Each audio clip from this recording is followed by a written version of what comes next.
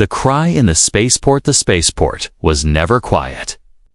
It was a place where thousands of voices mixed with the deep hum of ships coming and going. Merchants shouted in alien tongues, machines rolled across the floor carrying goods, and the smell of metal and strange spices filled the air.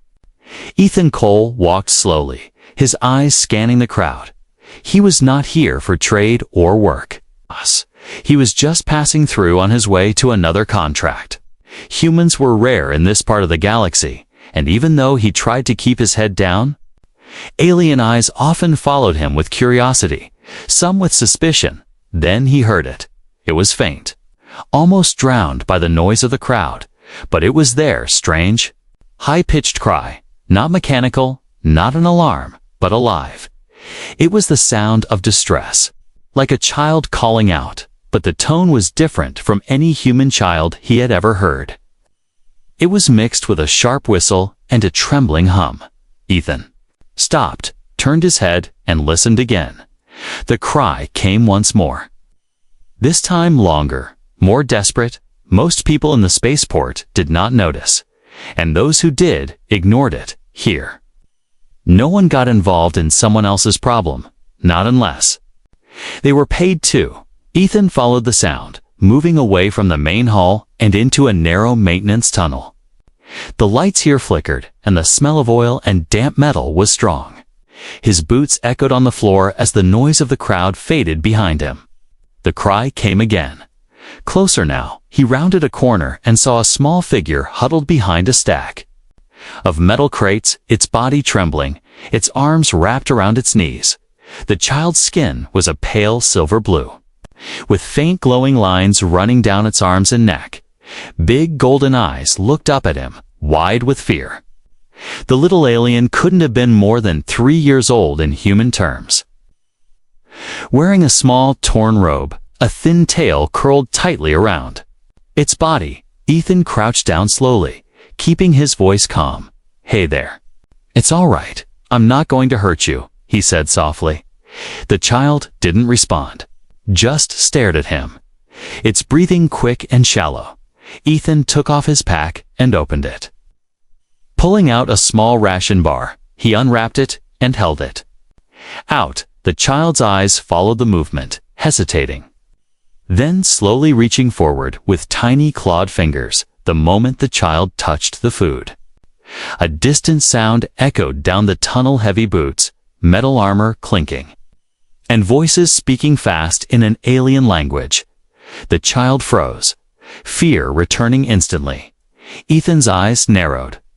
Something about those footsteps told him they were not here to help. The child's small hand clutched a strange bracelet on its wrist.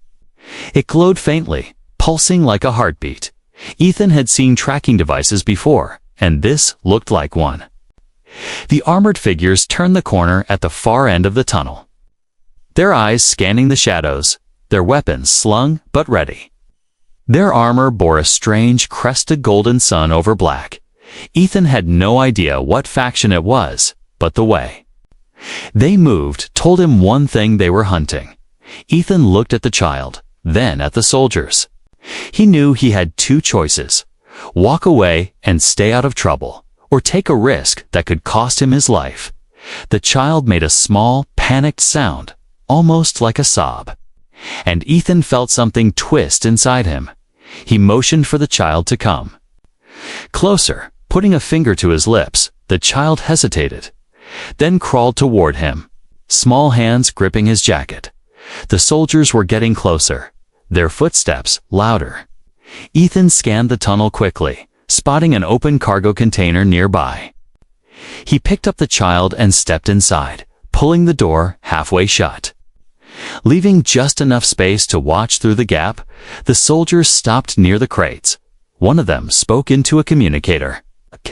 The words were in an alien language, but Ethan caught a single word repeated twice, matched the glowing text on the holographic posters he'd seen earlier in the market. The child's name. He watched as the soldiers searched the area. One of them looked directly toward their hiding spot. Ethan's hand tightened on the container's door. ready to close it fully if needed.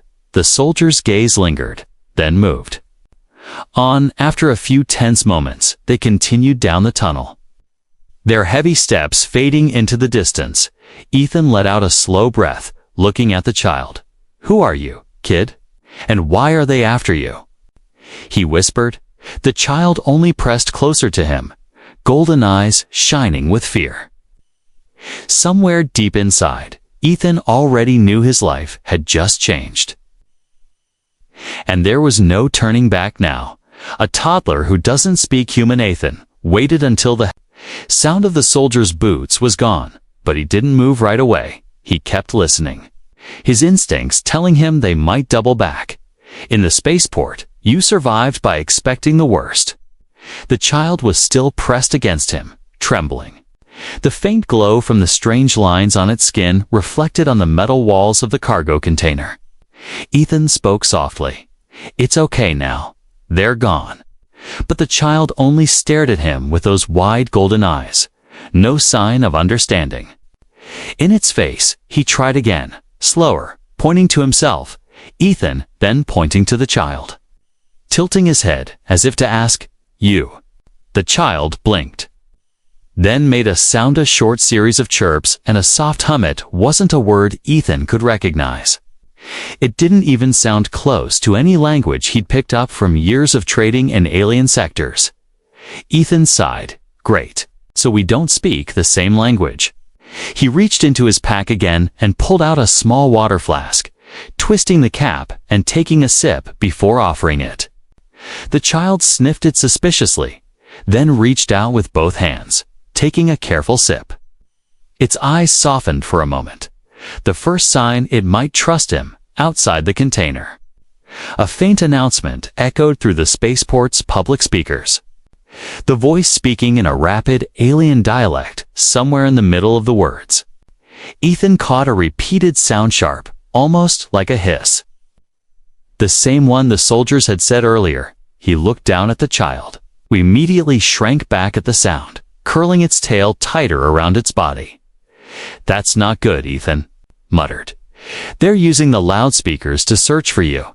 He didn't need to be fluent in the alien language to know what this meant. There was a manhunt going on, and every ear in the spaceport now knew about the reward tied to the little one sitting beside him. Ethan opened the container slowly and peeked out. The crowd had thinned in the nearby tunnel, but a few passers-by gave suspicious glances. His human face already stood out, and carrying a small alien child was going to draw more attention than Sin Kao Sli Sin. Then he wanted. He crouched and spoke gently. "Come on, we have to move." He pointed toward the exit of the tunnel, holding out his hand. The child hesitated, then placed its tiny hand in his, claws barely scratching his skin. Ethan noticed the glowing bracelet again, its light pulsing faster now, as if reacting to movement. He frowned. "That thing's a tracker, isn't it?" The child tilted its head, not understanding the words, but sensing his tone. It hid the bracelet under its robe.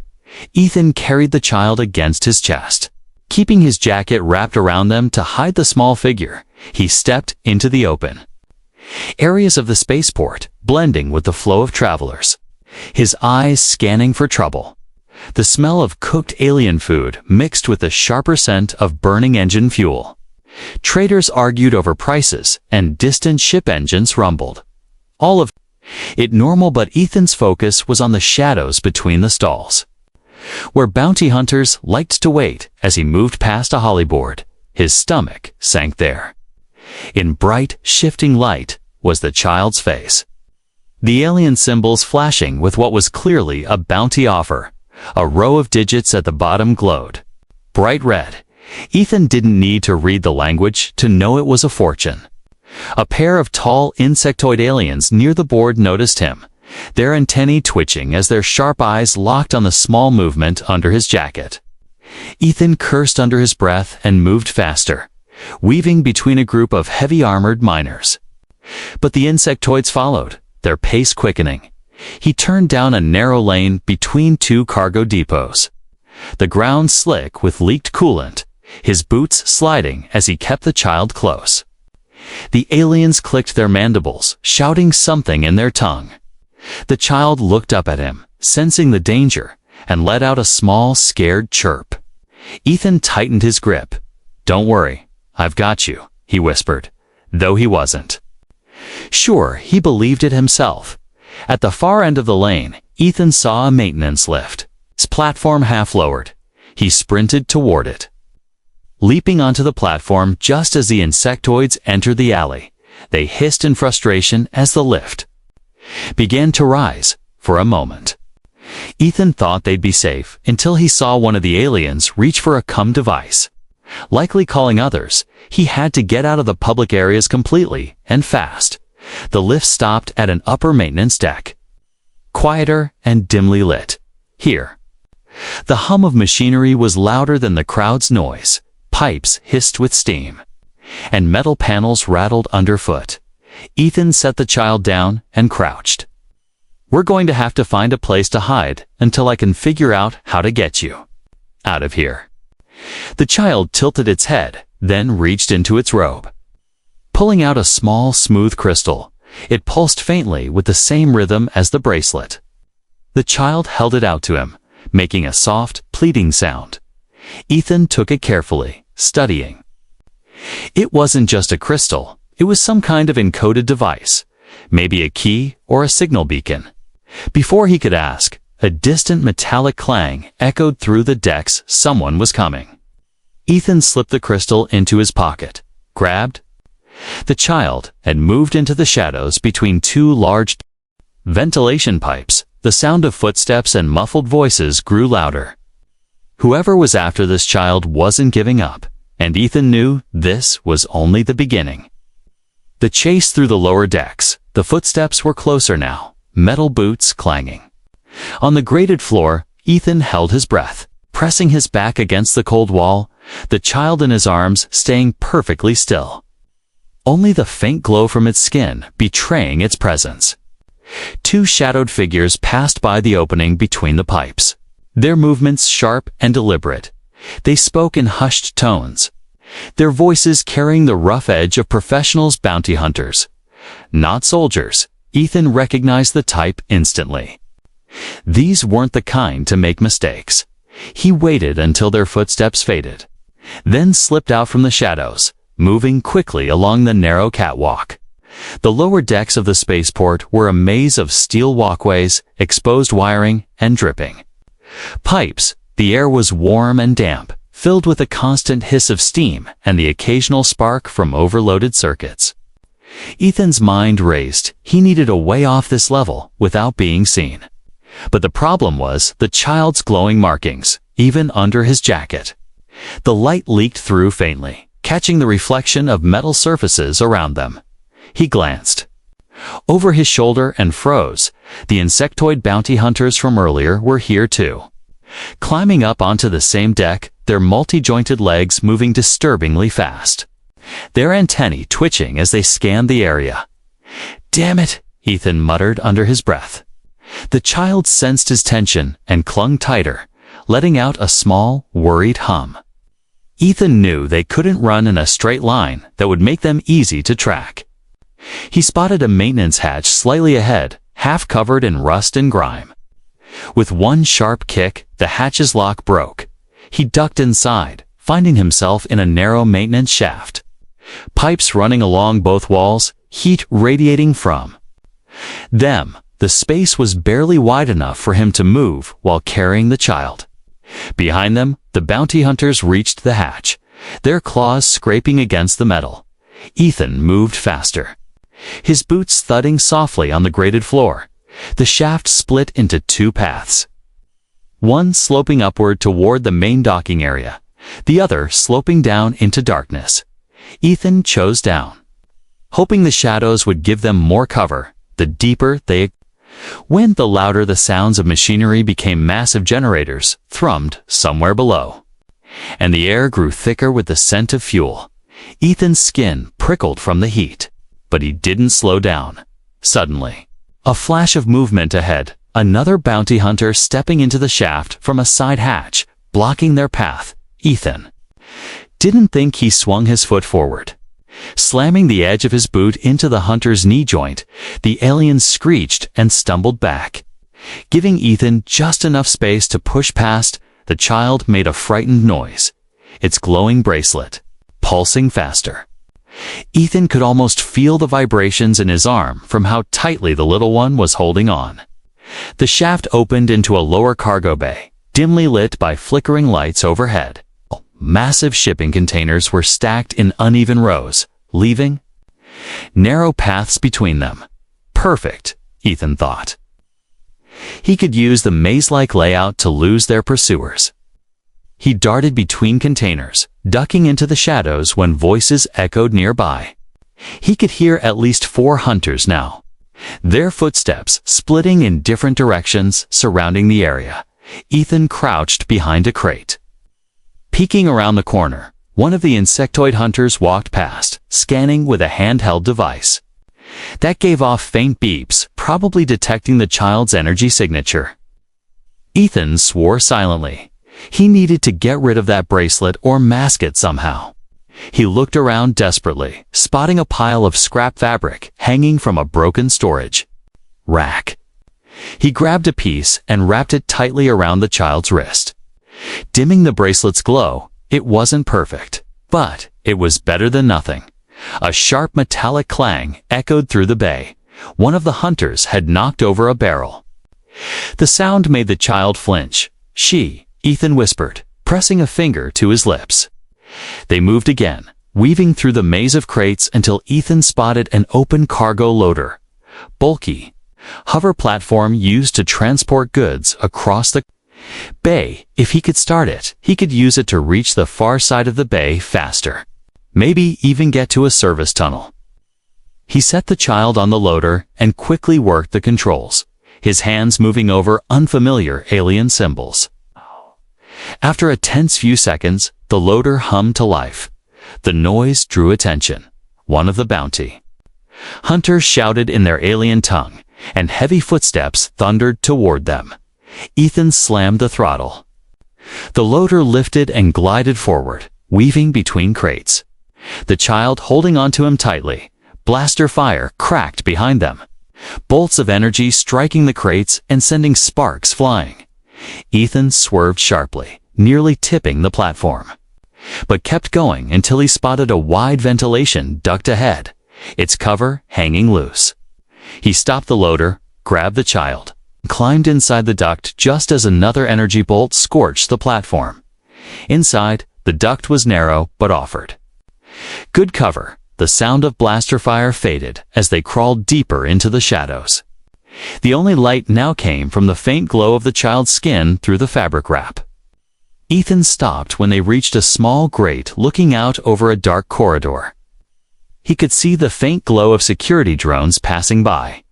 He exhaled slowly. "We're not safe yet, kid." "But we're getting there." The child tilted its head, as if it didn't understand the words, but placed its tiny hand on his chest. A gesture that somehow made Ethan feel like he couldn't give up now when this little one was counting on him. Somewhere far above, the spaceport's announcements still blared the alien bounty call. But Ethan knew one thing for certain. Whenever wanted this child wasn't going to get them without going through him first.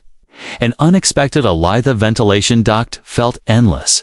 The metal warm under Ethan's palms, each crawl forward, echoing. Softly, the child stayed close, sometimes looking over his shoulder as if sensing danger that Ethan couldn't see. When he finally spotted an opening ahead, relief washed over him.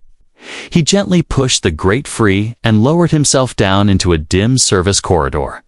The walls here were lined with old, unused pipes, and a low hum vibrated through the air from distant machinery. The child landed softly beside him, its glowing lines faint under the cloth wrap.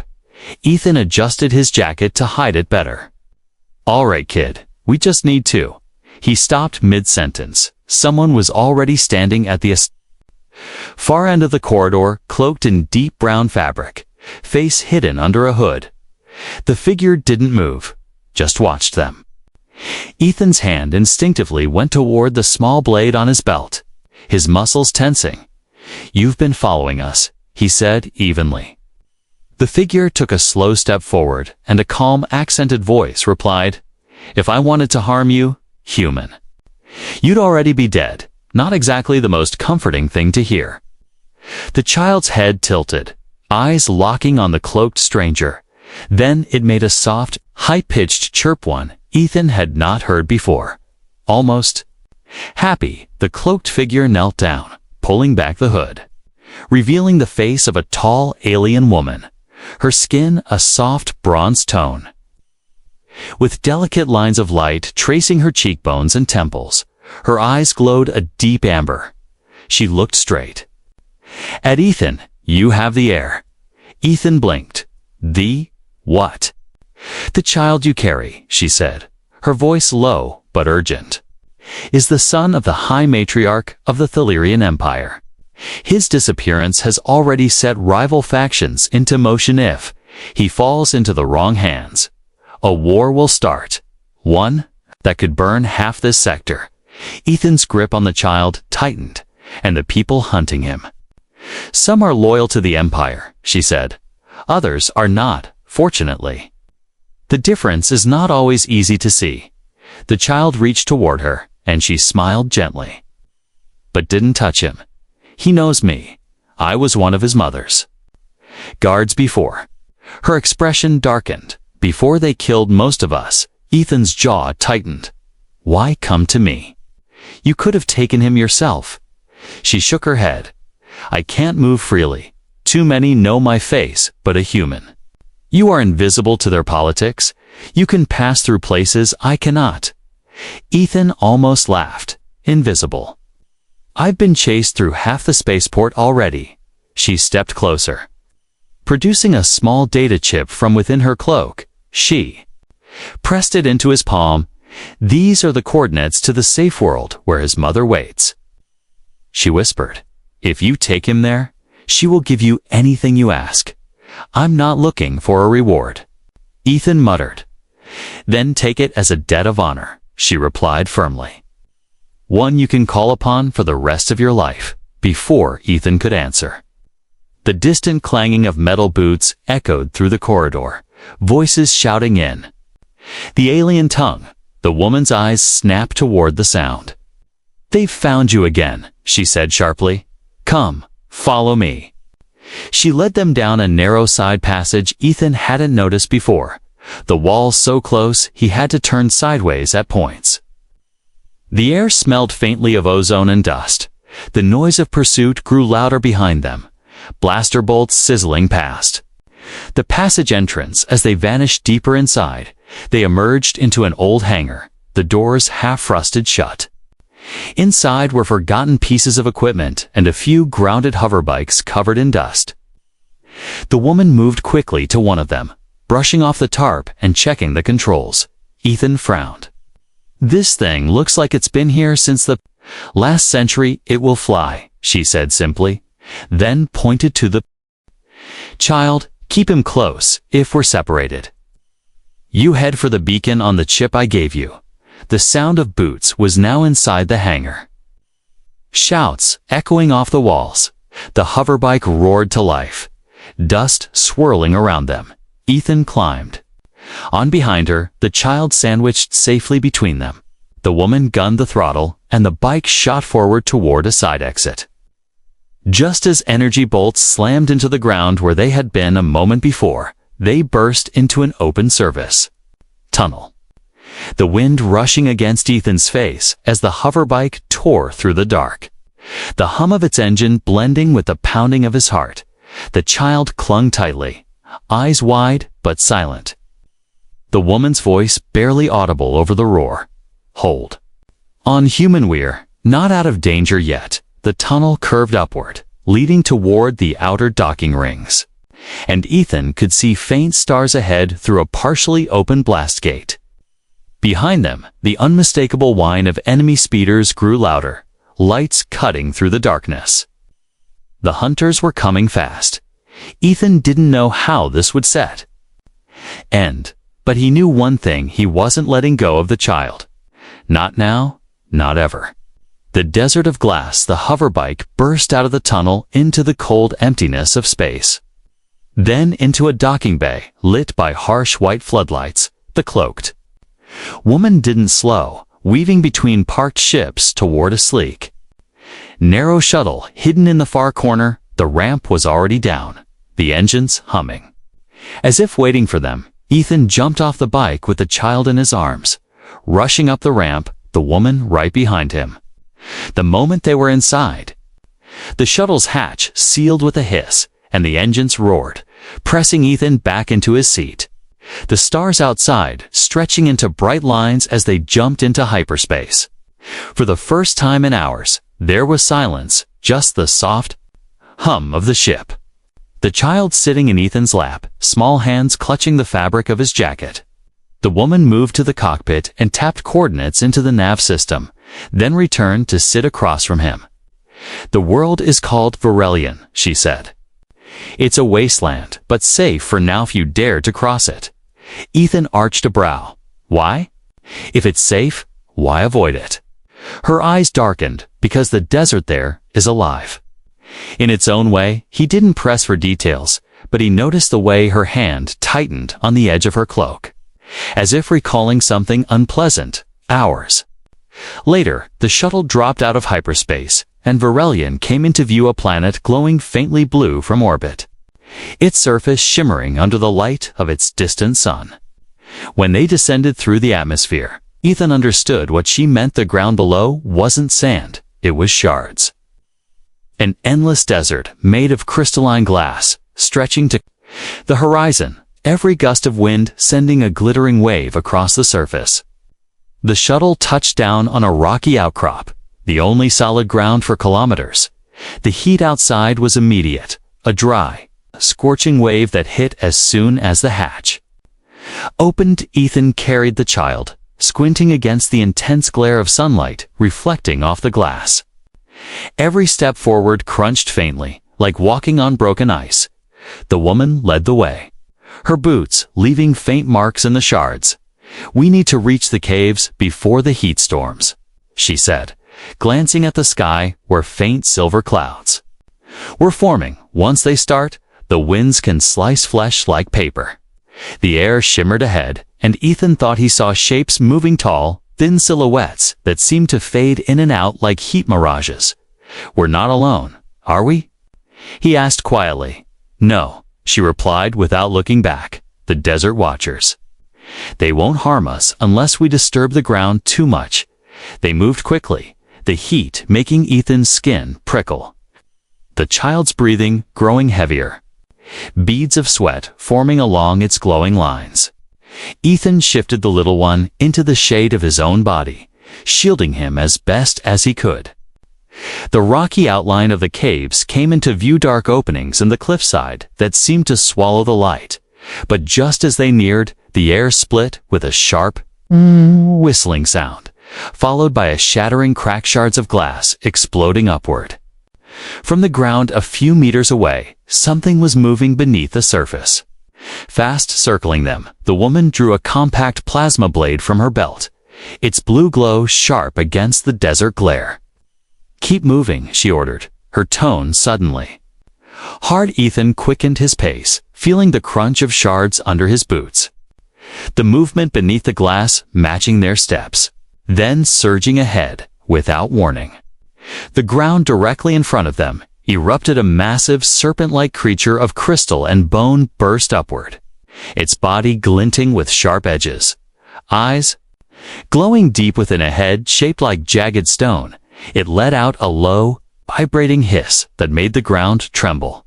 Ethan instinctively stepped in front of the child, his hand reaching for the sidearm at his hip, but the woman's voice cut through the tension. "Don't shoot. It will shatter and rain shards on us." Instead, she raised her free hand and produced a small disc from her cloak, pressing it into the ground. A deep tone pulsed outward, the creature tilting its head as if listening. It hissed again, then slowly sank back into the glass, the shards settling as if nothing had happened. Ethan exhaled sharply. "Remind me never to take a vacation here." The woman allowed herself a faint smile. The watchers respect the old signals. At least for now, they finally reached the mouth of the caves. Stepping into the cool darkness, the sudden drop in temperature making Ethan shiver. The walls inside were covered with strange carvings, spirals, animal shapes, and runes glowing. Faintly in the dark, the child stirred in his arms. Reaching toward one of the glowing symbols, the same shape etched on the bracelet he wore. Ethan exchanged a glance with the woman. So this is connected to him. Yes, she said quietly. These caves were once sacred to his people. Only the royal line can pass through the inner chambers. Before Ethan could ask more, a low rumble echoed from deeper in the cave. A sound that wasn't natural. The woman's hand went to her weapon again. Her expression tightening. "We're not alone," she said. Her voice barely above a whisper. "And whoever's here didn't come for the cave." The mother's tears, the rumble in the cave, didn't fade. It grew deeper, rolling through the walls like distant thunder. Ethan shifted the child in his arms. His grip tightening, the little one pressed its head into his chest, sensing the danger. The cloaked woman moved ahead, her plasma blade humming quietly. Each step she took, silent but sure. The glow from the cave markings lit her path in soft blues and golds. Then footsteps, heavy and deliberate, not the slithering of the glass creatures outside, but boots, armored boots, the sound echoing from the inner chamber. Ethan ducked behind a jutting wall of rock. Keeping the child close, the woman motioned for silence, and they waited. The air in the cave thick with tension. A shadow moved at the far end of the tunnel. Then a tall figure stepped into view, armored in dark red plating, with the crest of a black sun on his chest, the same emblem Ethan had seen on the soldier's back in the spaceport. The man's visor swept the cave, his voice low but carrying authority. "I know you're here," he said in the alien tongue. "Hand over the child, and I may let you live." The woman stepped into view, her blade casting sharp light on the walls. "You'll have to go through me," she said coldly. The armored man tilted his head, a faint chuckle echoing through his helmet. "I expected nothing less from the matriarch's stray dog," he sneered, before drawing a long, curved energy spear. Ethan knew this was going to get ugly. He shifted his weight, scanning for another way around. But the tunnel behind them was blocked by narrow passages they couldn't fit through without time they didn't have. The first clash was sudden.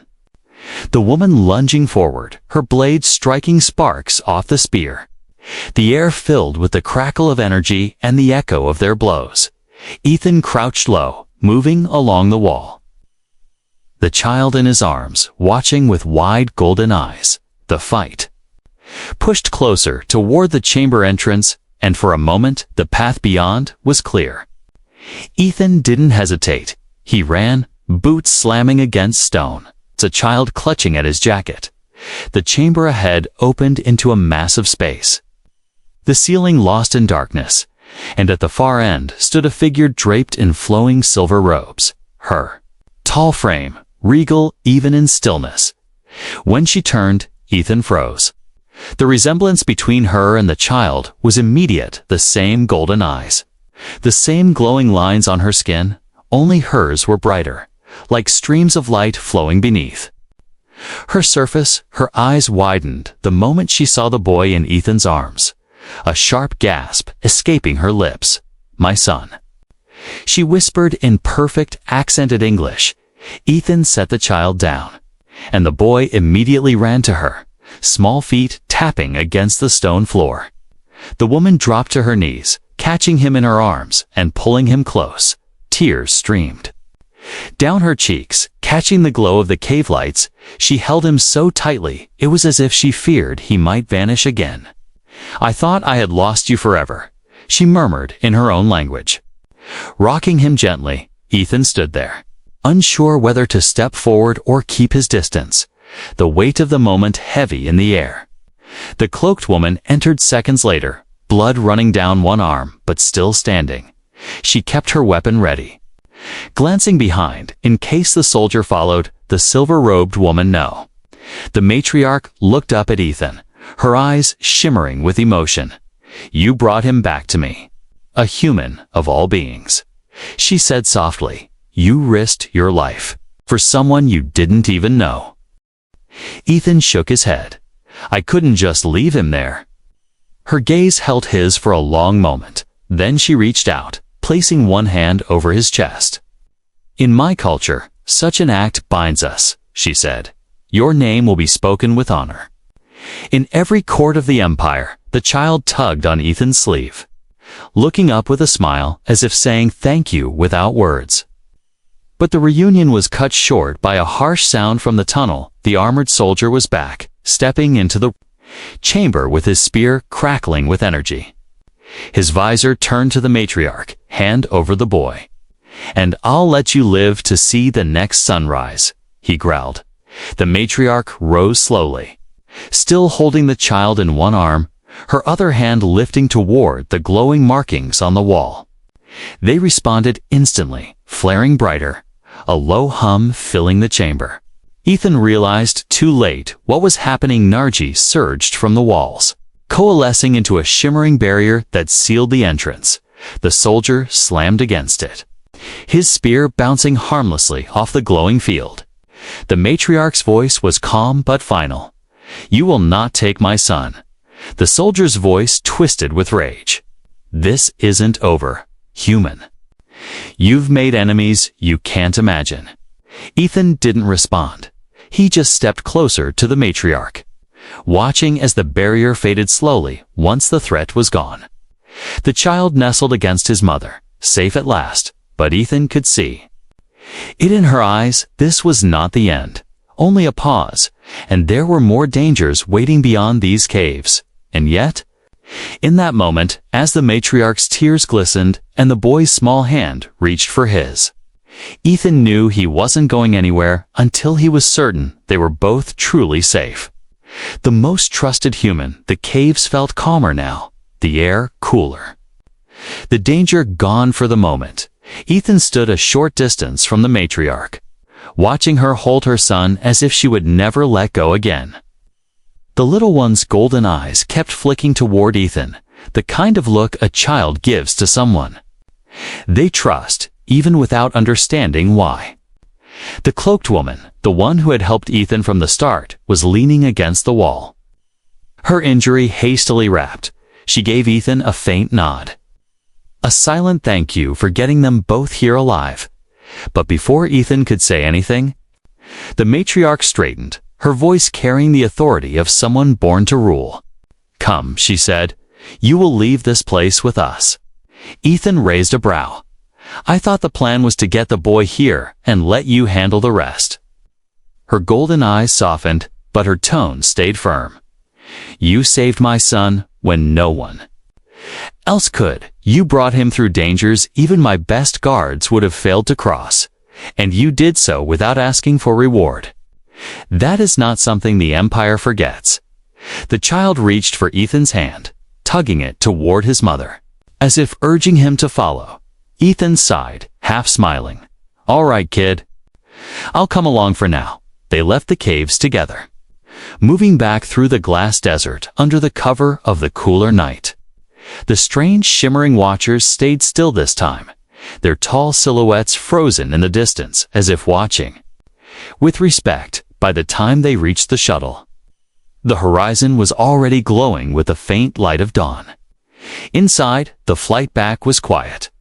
The child curled up asleep in the matriarch's lap, her hand resting protectively over him. Ethan sat opposite them, glancing at the cloaked woman who simply murmured, "You've just changed your life forever, human." When they emerged from hyperspace, Ethan saw it a massive structure floating in the void, stationed so large it could be mistaken for a small moon. It glittered with gold and silver plating, its surface alive with activity, ships coming and going in perfect formation. This was the Imperial Heart, the center of the Thalirian Empire. The shuttle docked smoothly, and the moment the hatch opened, an honor guard awaited, armor polished, To a mirror shine, their weapons ceremonial, but their posture alert. They bowed deeply to the matriarch, their voices echoing in unison. By the light, welcome home. Ethan kept his head low, not used to such displays.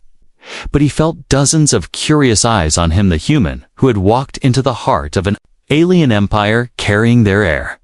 The matriarch addressed her people, her voice amplified across the docking bay. This human, she said, resting her hand on Ethan's shoulder, has done what none of our own could. He brought my son back to me unharmed, through the jaws of our enemies. He risked his life with no promise of safety or reward. The soldiers straightened even further, murmurs passing through the ranks. The matriarch's next words rang clear and final. From this day forward, he is to be honored in every world under my banner. None shall harm him, none shall refuse him. Adithon Cole is now the most trusted human in the Empire. Ethan felt a strange mix of pride and disbelief. Most trusted human. He muttered under his breath. The cloaked woman smirked. It's not just a title, Khalid's protection, influence, and a lifetime of free passage anywhere our banners fly. And in this galaxy, that's rarer than peace. The child, now awake, clung to Ethan's hand again, his tiny fingers curling around two of Ethan's. The matriarch knelt so she could meet Ethan's gaze directly. My people will know your name, but I will know you as something more, she said softly. The one who gave me back my heart. For a long moment, the docking bay was silent, except for the hum of distant engines. Ethan wasn't a man used to grand speeches or royal gratitude, but he understood the weight of what had just been given to him. And though he had no intention of becoming a court figure or political symbol, he knew there were worse things than having the loyalty of an empire at your back. When he finally stepped away, heading toward the exit ramp, the child tugged on his hand again, his golden eyes wide and pleading. Ethan crouched down, meeting him eye to eye. Hey kid, he said softly, I'll be around. You're not getting rid of me that easy. The boy's face broke into a small smile, and without words, Ethan understood he wasn't just a rescuer anymore. He was part of the boy's story, and maybe, in some way, the boy was now part of his. Ethan walked out into the grand halls of the Imperial Heart. He could feel its eyes following him, whispers spreading through the crowd. His name already traveling ahead of him like a current, and somewhere deep down, he knew that this wasn't the end. It was only the beginning of something much larger than he'd ever imagined, because once you're the most trusted human in the Empire, the galaxy never forgets you.